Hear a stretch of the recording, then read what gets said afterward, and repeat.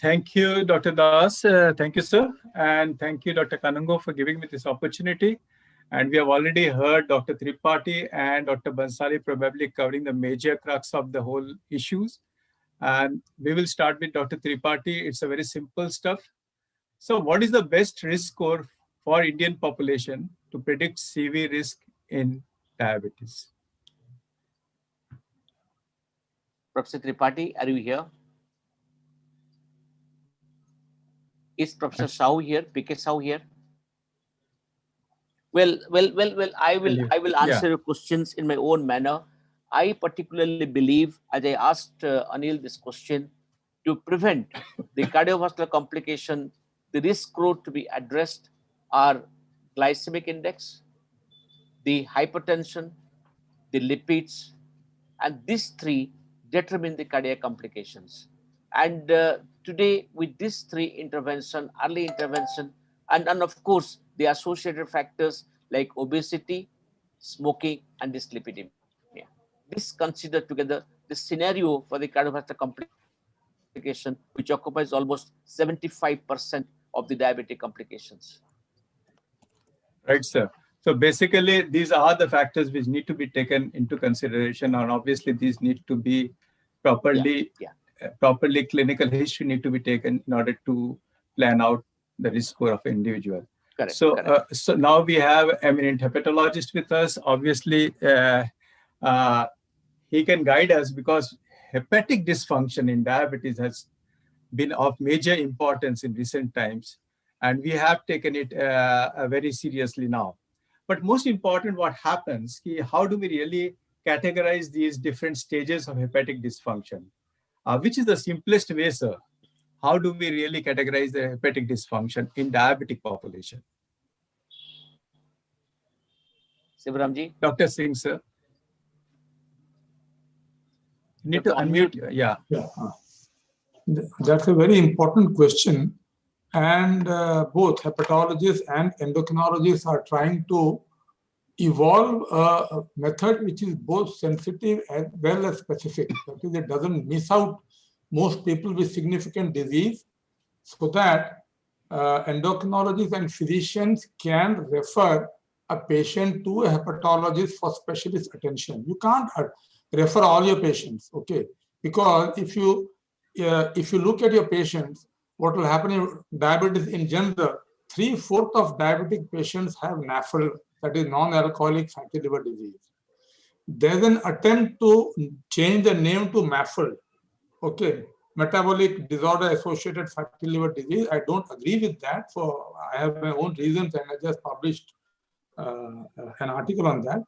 But the fact remains that almost 3/4, and depends on the patient population you are seeing. If you are supposing in a big city where you have more of obese, then maybe it will be more than 70%, 80%. Okay, of your diabetics will have NAFL. So how do you categorize them into the different stages of hepatic dysfunction? Basic thing is there are in the early stage when we call it only NAFL. Okay, NAFL only you have steatosis, you have more fat than normal. And the second stage is NASH, when you have, in addition to that, you have inflammation, right? Then the next stage is fibrosis. And in fibrosis, again, you have stage 1, 2, 3, 4, and the patient goes on to have the most severe form, that is cirrhosis, and may also have hepatocellular carcinoma. Now, ultrasound is the most simple method to identify a patient with NAFL. Though there are a lot of critics regarding sensitivity and specificity, but one thing is very clear. It's ubiquitous, it's available everywhere, it's very cheap, and you can do it repeatedly. And you may miss very mild fat in the liver. So very mild fat is inconsequential. If you have significant fat, you are bound to pick it up. What happens commonly is, the common problem is people then go in for the other thing you do is the AST and ALTs, right? Transaminase. Transaminase is a very tricky thing because that makes you think that if the ALT is elevated, probably this patient has more severe form of disease. Suppose you got 80 ALT. the patient has probably more severe fibrotic NASH. That's not true. That's actually not true. For diagnosis of NASH, at the moment, the only foolproof method is liver biopsy. Short of that, you can't diagnose NASH, that is non-alcoholic steatohepatitis. That's the next stage. Plain steatosis, then the fibrotic NASH.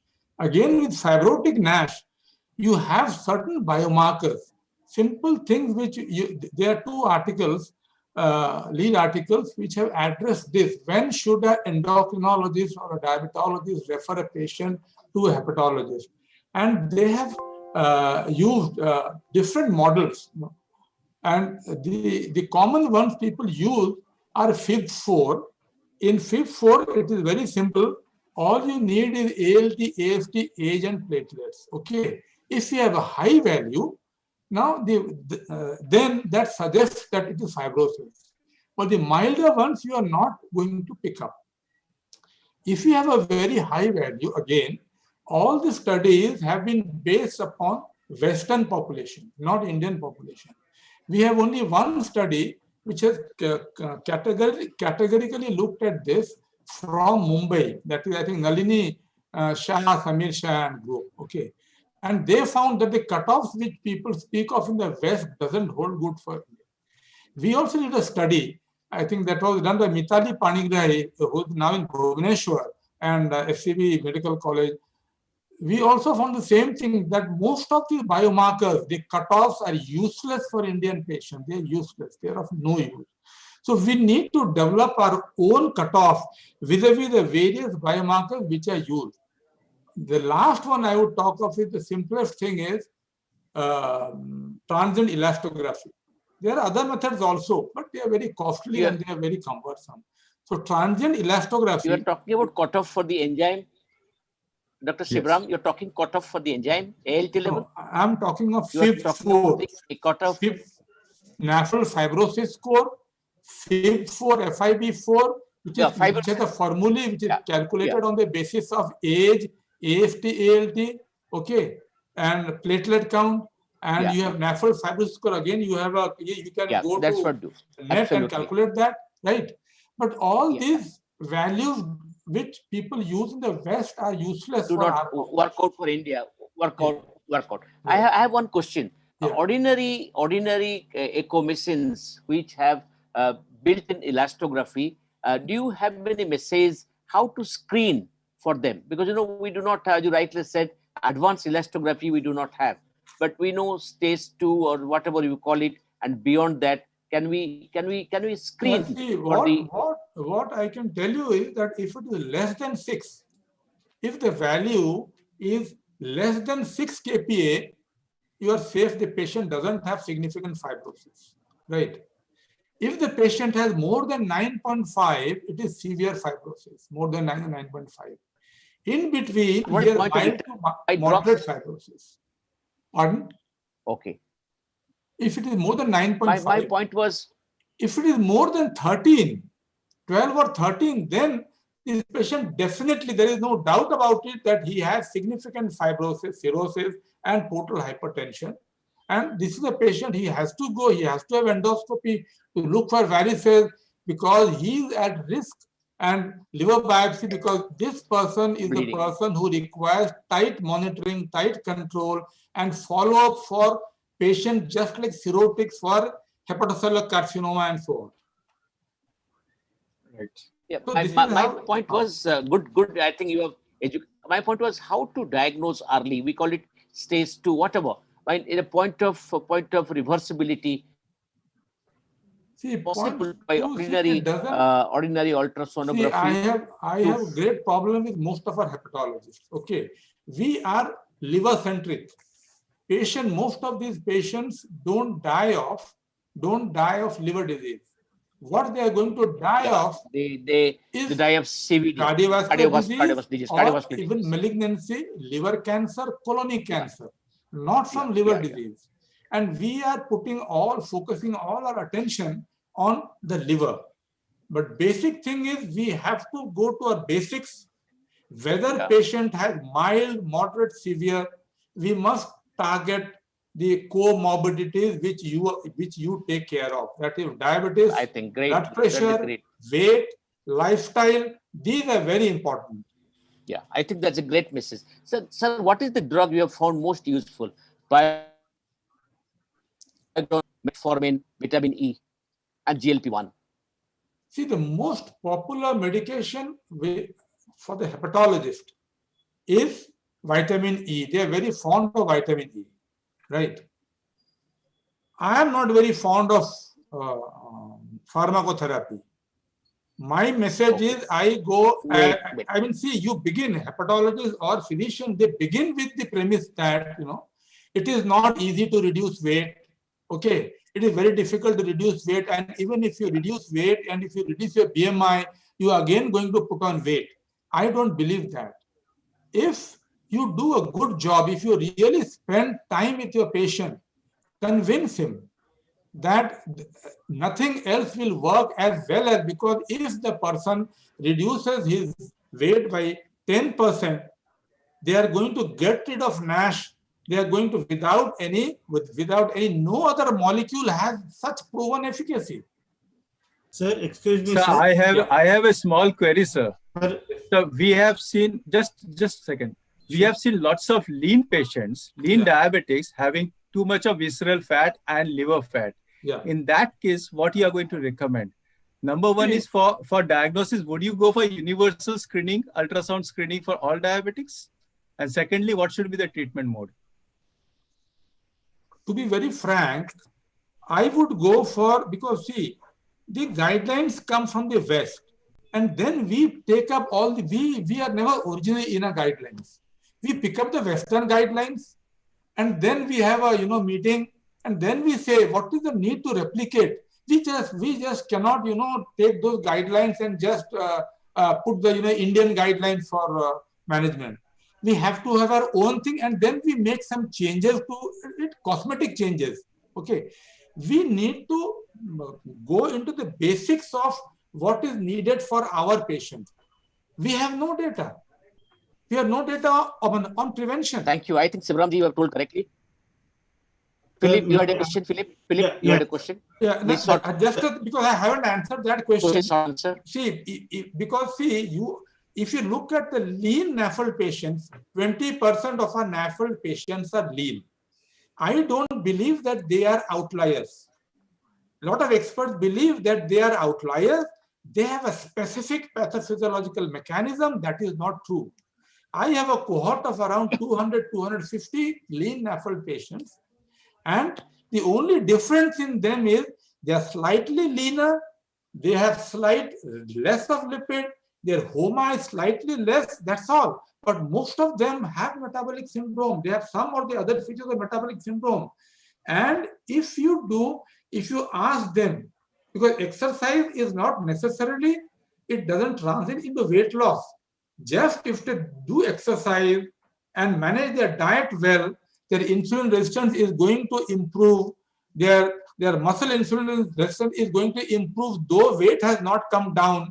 And they are going to benefit. I think you have given the correct answer. Thank you very much. We'll come back to the eye complications now for the paucity of time.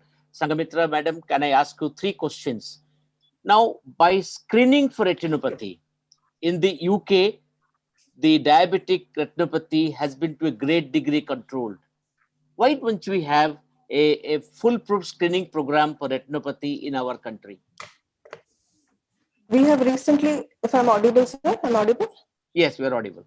Yes. We have recently in the All India Ophthalmological Society have just started the diabetic screening camp throughout India. But due to COVID, it was just before 6 months before COVID. So all was halted because of COVID. Probably after that, and we have screened probably 16 districts, though not all, but in the district headquarters, we were able to screen those patients, but it hasn't been in a gigantic way. Probably after this, they're going to set it up and have a national screening program. We do have it, sir. What is on the point of care retinal cameras, Trinetra, and the handheld cameras in the field, how they have revolutionized your retinopathy screening and treatment? Yes, there are many patients who cannot come to an ophthalmologist or to a retinologist for that matter especially in the rural areas. So these cameras, the person who learns to take a photograph also can go to the rural areas and can screen those patients. And when they screen it, as today's according to today's science, I mean, the science has improved so much. We have internet even in the rural areas. They can send these pictures to a retinologist who can then grade the diabetic retinopathy, and those patients who require treatment can be called over. Not all patients who have diabetes need to come to a, so that saves much of their time, much of their money, and all. Madam, So, what about what are the factors which predispose to retinopathy in a diabetic, and how these factors can be contained? the primary and the most important factors is control of diabetes. As we all know, according to the DCCT trial and the UK PDS trial, they've shown that the initial control is very, very important. If Madam, very in a jocular vein, how are we doing? Sibramji is here, you are here. How you find the control of diabetes? I'll not take the names by the physicians. Do you find awesome? Do you find acceptable? Be frank.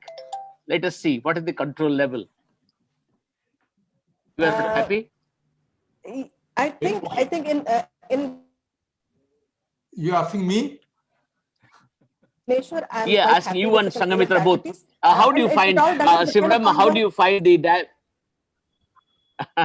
I think it is awful. That's what my ophthalmologist tells me. I work with Arvind. Arvind tells me don't do a good job, so they come back to us. I think Sibram said the same thing. I am not happy because less time is spent with the patient, teaching him as to what is ideal, what should be diet, and the diet which is prescribed is much more calorigenic than what he should be taking. So most of them, they don't lose weight. Their diabetes control, they only know that sugar is the thing which they need to control. They should know that a normal sugar doesn't mean I get your point. Absolutely, okay. That is never taught to him. All doesn't depend upon a diabetologist or a physician per se as such, because many of the things are told to the patient and they do not follow. So definitely educating the patient and the family is very, very important at the grassroots level. How do you find the blood pressure? Yes. Are they contributing to retinopathy? Yes. Are the hypertension not well controlled in the retinopathy cases? Yes. Second in the line comes blood pressure. According to the UK PDS study, you've seen that if blood pressure is uncontrolled, probably that causes more of macular edema and progression of diabetic retinopathy PDR in about 1/3 of the patient. And next comes your anemia. Anemia is also a factor that contributes to progression of PDR and macular edema. Nephropathy also contributes to macular edema. Yeah, and also the lipid profile, especially the triglycerides and cholesterol. You know, Sanghamitra, I have asked you simple questions. I have Vijay Patni who has very complicated questions for you. Vijay, can you start with the complicated question? I don't have a complicated one, but my point would be that we all know that pioglitazone probably has lost track with diabetologists. Now, pioglitazone is known to delay the progression of diabetic retinopathy. With the other hand, it might impact the macular edema. So what's your take on that? Yes, so pioglitazone causes macular edema, but it delays new vessel formation. Now, how it causes, it has two mechanisms of action. Now, pioglitazone, how it causes macular edema, so it causes paroxysmal proliferative activated receptor gamma, it acts on that. And these receptors are present also in the retinal vasculature. So these retinal vasculature, what they do is they increase the vascular permeability as well as called vasodilatation. And that is how it causes leakage of the fluid and cause macular edema. On the other hand, in the ischemic retina, it attenuates microvasculature formation through fat-derived hormones, which act indirectly or negatively on the tumor necrosis factor, which is a factor that increases new vessel formation. So that is how it causes new regression of the new vessels. Fantastic answer, Sanghamitra. Before I go to kidney disease, I have got 3 questions from Anuj Maheshwari regarding the diabetic neuropathy. Anuj, are you there? Anuj? Yes, Anuj? I'm here. Anuj, I want to ask you, Professor Patni's question to you first. How do you find the diabetic autoneuropathy prevalence, you forget about cardiac part. The without cardiac part in the gastroparesis, in the sexual dysfunction, in the bladder dysfunction, how do you find neuropathy in a diabetic, debilitating him or producing problem? Sir, as far as I know about the this autonomic dysfunction, this does not start organ wise. This starts almost all organs together. Yeah. So that is the problem, because of what we cannot separate the cardiac autonomic neuropathy from the other organs of the neuropathy. You cannot. Sometimes a person is having a gastroparesis, he may die because of the cardiac adverse events, because of the cardiac autonomic neuropathy. That's why the diagnosis of autonomic dysfunction has been based on the heart rate variability, on the blood pressure measurement, especially when it changes the posture. Whenever you are standing from the lying down position, the blood pressure is falling. If it is falling more than 20 in systolic and more than 10 in diastolic, it is supposed to be a autonomic dysfunction. Similarly, we can also have the hand grip, and we can see the effect of that hand grip on the diastolic blood pressure. And these tests are applicable for any kind of that autonomic dysfunction, whether it is from the genitouresis, but sometimes it happens that patient is picked from the genitourinary region. Sometimes the patient is picked in the gastroparesis. Gastroparesis is very commonly seen, and many of the times we must have seen the patient with the pseudomotor problems, like patient is having the sweating while eating. This is very commonly seen in diabetic patient, that they are sweating when they are eating, and hardly any of them think to test their cardiac autonomic dysfunction or autonomic dysfunction as a overall disease. Yeah. That's why many patients, once they are diagnosed, they die within 5 to 10 years, because we do not try to diagnose them earliest possible. Yeah. Before I hand over to Dr. Patni, I have one more question for you. What is your approach to treat diabetic painful neuropathy? Just the drugs and the outline. The first approach should always be, for the diabetic painful neuropathy, we should try to get earliest good glycemic control, which is defined less than 6.5. Good glycemic control is the key, but sometimes it happens for a while. When you try to get the good glycemic control, we try to win over the glucotoxicity, you get little bit increase in the symptoms of painful neuropathy, because of the nerve endings gets denuded, because glucose level is going down, and that might have caused some inflammation, and that inflammation takes some time to go away. Vijay Patni had that question about the insulin neuritis or treatment-induced neuropathy. You have answered that, but can dilate on that? That was Vijay Patni's question. No, actually, I am answering your question also, and your question is related to that, because peripheral neuropathy, because painful neuropathy is a part of that, because sometimes we always focus on the pain of the patient instead of the neuropathy. So if we really focus on the neuropathy, probably the pain will go away without giving the drugs which are known to alleviate the pain, like pregabalin, like other medications which are being given just for the reduction in the perception of the pain. So perception of the pain reduction is actually not the answer. It is a simply answer for a small time. If you really wish to give the answer, you can really find the answer from aldose reductase, because aldose reductase are having this much of the potential to reduce the inflammation, to reduce the neuropathy. But actually these drugs like pregabalin simply reduce the perception of the pain, which is not going to help us. Anuj, do you feel that ARIs have been useful to a great extent? You know, we have been last 16 years, ARIs came to market, but I don't think they have not been very successful. They say use it early and all that, but I don't think they have been that successful. There is some benefit, but not I think except controlling blood glucose, I do not know whether we have any specific treatment for reversing neuropathy. What do you think, Dr. Bijay Patni? What are the treatment for reversing neuropathy? The question of reverse, there are these items like reversible neuropathies are very difficult actually. No, that yeah, correct. Those are only in acute conditions. Very difficult, because most of the neuropathies which we deal is the chronic debilitating established. And these are not reversible, to be very frank, because you have a loss of nerve endings along with that lot of fiber loss. So here that very difficult to reverse the neuropathies. But definitely in the acute setting, or what we really talked about, the insulin neuritis and all, those can be reversed because they are part of reversible neuropathies. I think Anuj said that. But I like your point, Anuj, that instead of doing a palliative therapy with pregabalin, etc., if you can address the whole issue of the neuropathy per se, I think it's a great concept, Anuj, that then we can really do a change to this painful neuropathy. So the new concept, adding to that, new concept is the precision medicine in distal peripheral neuropathy.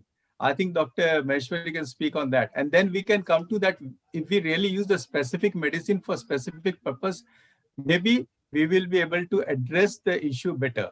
Dr. Maheshwari? Yes. As far as the precision medicine is concerned, although we have been found a multiple clusters in the diabetic segment, in the segments which is responding to the anti-glycemic therapy, that some people are responding better to the glucose therapy, insulin therapy, some people are responding to the metformin, some people are responding to the sulfonylurea therapy. But in the same way, there has been a cluster which is responding to the drugs which are reducing the pain threshold, like gabapentin, like pregabalin. So this cluster shall definitely be responding to these drugs only, and unless you will not use these drugs, this group is not going to respond, whether whether you are doing anything for reducing the curative for neuropathy. As Dr. Patni has already said, the curative treatment for the neuropathy is really very difficult. Once it is set in, it is difficult to go back unless it is simply an acute problem and it is being caused by simply hyperglycemia. So cluster effect of a particular segment who is having diabetes and diabetic neuropathy, that is going to respond only on the gabapentin, whatever you do, or that is going to respond only on the pregabalin, whatever you do. And sometimes the combination also work well to them. But again, there is a problem that these patients has to be checked for the kidney functions also. Those who are being given the combination of the pregabalin and gabapentin, really very toxic kind of the combination. So that's why the precision medicine gives us an idea which patient is to be used with gabapentin, which patient is to be used with palliative therapy, and which patient can work without giving any palliative therapy. Fantastic. I have a question to Dr. Nishint, which is very, very important question. Professor Mohanty, the nephropathy is on the rise. Yes. What is to your mind are the renoprotective drugs that you can use in diabetic? Renoprotective drugs. That is very good question. The first thing that you have to do glycemic control. Always it has been discussed so many times. It is a good glycemic control, definitely. Next is your hypertension control, because these are the two precipitating causes who increases the nephropathy. But in addition to this antihypertensive effect, it is beyond doubt that ARB and SC inhibitors, they prevent the progression of kidney disease or proteinuria, precisely proteinuria and albuminuria. It reduces the proteinuria and albuminuria, thereby decreases the progression of the nephropathy. And recently, this epagliflozin and gabapentin, this SGLT2 inhibitors, as a lot of discussions are there. The time will say whether in the long run they will be useful for prevention of kidney disease or not. So it is not time to say 100%, but definitely it is the ARB and SC inhibitors. That is actually nephroprotective. I'll make it over to Professor Patni to carry forward nephro questions. You had to ask something about non-albuminuric. We non-albuminuric DKD. Now, what could be the pathophysiology and how does the treatment differ in those cases? Or do they really differ? No, actually, it is seen that diabetes, there are, if you see, actually these studies are done mostly on the type 1 diabetes, the progression they've seen over, and 25% will have no albuminuria, but there is a decreased GFR. And mechanism is definitely the same. It is for the albuminuric or non-albuminuric, the mechanism is same. It is the endothelial dysfunction is there, then there will be albuminuria. If there is no endothelial dysfunction, there is no albuminuria. But as far as the prognosis is concerned or treatment is concerned, I think it is the same approach. And even after even or don't treat also, that is a subgroup of your diabetic patients are there. Actually, after sometimes around 25%, your albuminuria revert back. And around 75%, even if whatever you do, whatever you give good glycemic control, good your blood pressure control, all the drugs, still their GFR falls and falls and falls. Say after some times, you cannot reverse them by any of these drugs. And that has been proved by all your trials. It is ECHO trial, advanced trial, or DCCD trials, whatever trials, they have shown that it is diabetic nephropathy, your prevention is much more difficult by simple your glycemic control or by hypertension control. Yes, Professor Patni, please continue with your. So basically, this is my observation. I may not be correct. From the nephrologist point of view, the protein restriction is something which they actually very much emphasize. In the Indian population, how much do it really have importance? Protein restriction in patient of diabetes with DKD. Actually, this is a controversial subject. Just this year, actually, your International Society of Nephrology through the KDIGO, they have published this year only. And this aspect has been discussed, this protein and your contribution of protein to the nephropathy.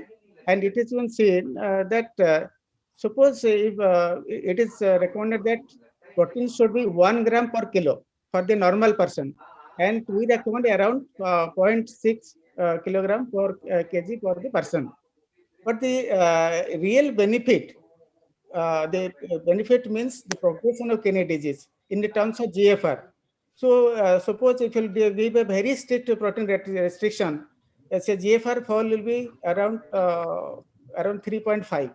And if there is no restriction, then GFR fall will be 4 ml per year. So the difference is not much. But in the other way, this patient actually, as you are correct, in Indian diet, particularly vegetarian diet, is deficient in protein. It will go on decreasing the protein. Can everybody else mute, please? Except Professor Nishit. Others can kindly mute. Yes. Mute. Yes. Audible? Yes, now it's better. It is not your fault. There were talk in the background, so everybody has muted now. Please talk. Protein aspect is very, very important as far as the nutrition is concerned of any patient, whether it is diabetes CKD or non-diabetes CKD.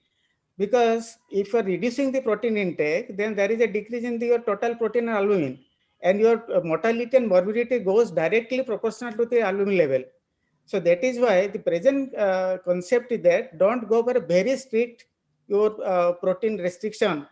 Either it is the CKD is due to diabetes or even not due to non-diabetes. I think that was the Professor Patni's question. Yeah. Indians are already less protein in diet. Further restriction may not be necessary. Am I correct, Vijay? Yes, sir. Is that next question, who is protein? Which protein? Yeah, which protein? Yes, which protein? That's very important. Interesting question. Whether animal protein or vegetable protein? Vegetable protein. So it is definitely vegetable protein better than the animal protein. Why? Because animal protein, your vegetable protein is less acid protein. Nishit, 1 minute. Nishit, 1 minute. I think Harshit, there's a lot of background noise. Please stop the background noise, please. Lot of background noise. Please continue. You have to unmute yourself. You have to unmute yourself. Unmute, yes. Yes, now you can speak. So if you compare the vegetable protein and animal protein, definitely the vegetable protein is better for the better for her diabetics, also for the diabetic kidney patient and also non-diabetic kidney patient, because the vegetable protein produces less acids, and also it has a less potassium, it is a less phosphorus, less other chemicals which is present, that is present more in your animal protein. So that is why the vegetable protein is more, that is preferable in case of your diabetic kidney disease and non-diabetic kidney disease. And yes, I agree with Dr. Potni. We should not, actually in my OPD, I emphasize every day, if you are a vegetarian, there is no need to cut down your diets, particularly your dals and those things, because if you stop the dals, that is the only protein probably they are taking, and you stop it, after 2-3 months, he will become weak, and he'll be coming by stretcher or wheelchair. So malnutrition is a big problem. And also we restrict, Dr. Sivaram also told that this calorie restriction. Yes, calorie restriction is important. But if you do a lot of calorie restriction, there will be sarcopenia. The patient will lose a lot of muscle. By the time they come to nephrologist, there will be no muscles. So to prevent the sarcopenia, actually also you have to give adequate nutrition or calorie to the patient. So adequate calorie, otherwise whatever proteins are there in body in the form of muscle also go. So good amount of protein. I think that's a great message, Nishit. That question beautifully Vijay had asked. Now it will be good for Jayant Panda and Anuj Maheshwari to know that vegetable proteins are best. But me and Vijay are fish eaters. I don't know about Sivaram. I don't know whether it may not be good news for us. I want to ask you one question, which actually I'm borrowing Vijay Patni's question, Sivaram. I told difficult question. He has asked you 2 questions, but you have to give it single sentence answer, because we have another 2-3 minutes more. What is glycogenic hepatopathy? First question he has asked. Second, he has asked, what is hepatogenous diabetes? So I told you he is a difficult man. I'm just joking with my classmate. So what is glycogenic hepatopathy? Very simple answer. Can you hear me? Yes. Glycogenic hepatopathy is deposition of too much of glycogen in the liver, which leads to the liver dysfunction. The liver is enlarged and generally tender with some elevation in enzymes. It is not a very common phenomenon. Okay. And actually on imaging, it is almost impossible to distinguish this from NAFL, excepting that in general NAFL patients, liver is not enlarged. Okay. What is hepatogenous diabetes, Sivaram? Hepatogenous diabetes, it's seen that the patients with chronic liver disease, especially cirrhotic patient, about 1/4 of them, they have diabetes, and this is not related to incident diabetes mellitus in them or NASH in them. They develop diabetes as a result of liver dysfunction, and this is called hepatogenous diabetes. Good answer. I think last round of questions, I'll request Vijay to ask one question to Sanghamitra and one question to Nishit, and very brief answer. I'll ask one question to Sivaram, one question to the other, and then I'll request Dr. Philip to give the concluding remarks. Vijay, one question to Sanghamitra. One question to Dr. Singh, sir. Yes. So, Dr. Singh, sir, just your opinion in short. What is your opinion about saroglitazar in the treatment of NAFLD? There's a lot of noise about saroglitazar nowadays. Yeah, there is a lot of noise, and it is used especially when you have in addition you have. You have to unmute, sir. Sivaram, you became muted. You have to unmute, Sivaram. Sivaram, just unmute. Sivaram, you are muted. Just unmute yourself. Yeah, now it is proper. So in NAFL patients who have diabetes and dyslipidemia, this is generally favored by many people, but we don't have sufficient data showing that it reverses fibrosis or it produces an improvement in fibrosis. So that is the only catch. Most studies are going on. I think. So until that comes, in India, it's got for NAFL, it's got the go-ahead, but it's not got the go-ahead anywhere else. Yeah, I think we're correct. I think, Philip, what Sivaram said is correct. The FDA is still evaluating. We don't have the answer yet. I think Harshit, lot of background noise. Harshit, not acceptable to us. Lot of background noise, Hardik and Harshit. You have to stop the background noise, please. The program will go up to 7:30. Then so we're trying to mute everyone, but every time they unmute and the voice is coming. Now onwards we'll keep muted till I ask the question. One question to you. What is your message for the diabetologist and the general physician in the audience regarding retinopathy prevention?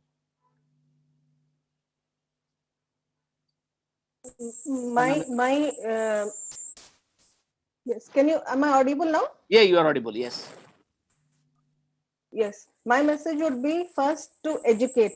As said by Shivram sir previously, education to your patients, like education to you, because they are the person that they come to you first rather than to the ophthalmologist.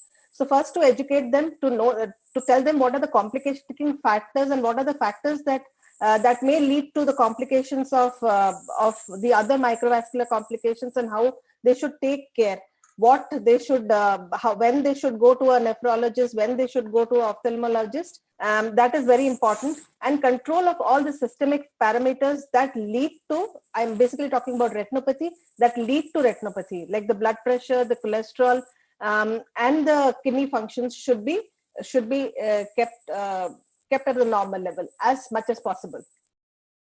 So you're muted. Ask you one question. This question is regarding a very important issue. Do you mean to say that as diabetics are living longer, the nephropathy will become inevitable?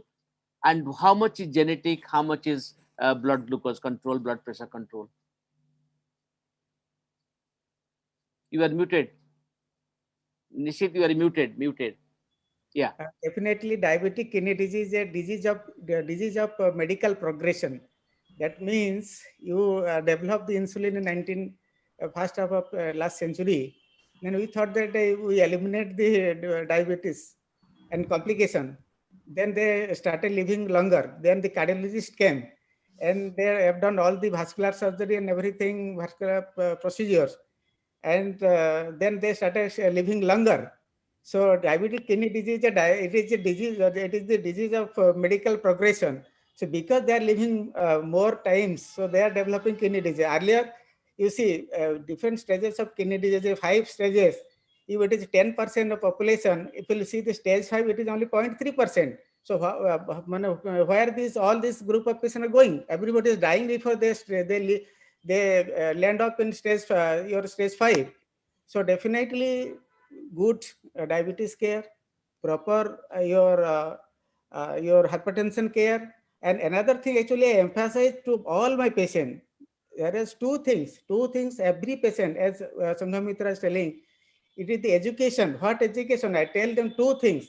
It is the good exercise and your diet control. These are the 2 best medicine available for all these things. I think Nishit will end with that note, because we are 7 minutes overdue. I have to hand over the session now to Alok to take it forward. But it is a great session. Thank you very much, Shivram. Thank you, Nishit. Thank you, Sanghamitra. And Vijay, you were the author of the session. You made most of the questions. I only recited your questions. Thank you very, very much. And over to Alok for the last session. Thank you. Thank you.